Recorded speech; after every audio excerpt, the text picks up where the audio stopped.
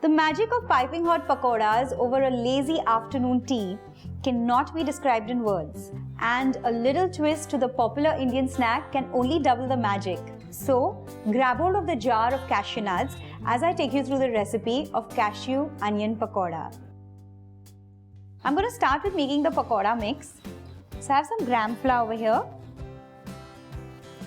some rice flour. I'm going to use some methi leaves or fenugreek leaves. It's absolutely optional, so if you like a little bitter hint, you can add that. Just a little bit. Thinly sliced onions, cashew nuts, little bit of coriander and cumin seed powder, just a pinch of turmeric powder, raw mango or amchur powder, salt to taste, green chillies, some ginger paste and some garlic paste. I'm going to make the tadka for this. So heat some oil.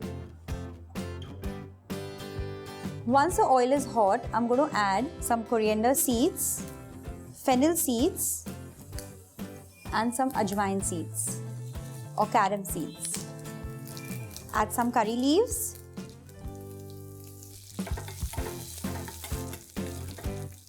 And add this into this mix. Stir everything in and also add very little water.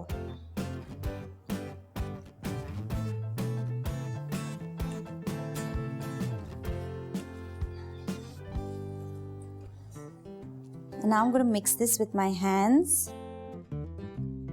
I don't think I need any more water, and this is how this mix is supposed to look. And now let's fry the pakoras. I'm just going to apply a little bit of oil onto my hand. Just take a portion of this mix, and now I'm going to drop small size pakoras in this hot oil.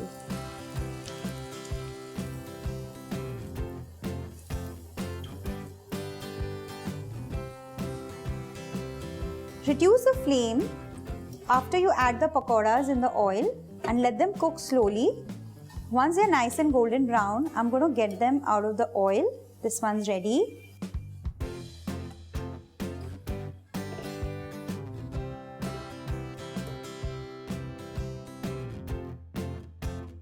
Just tweaking a few ingredients here and there can add a different twist to your regular onion pakoras. So go ahead and make your tea time interesting. Subscribe to the channel, comment below. See you next time.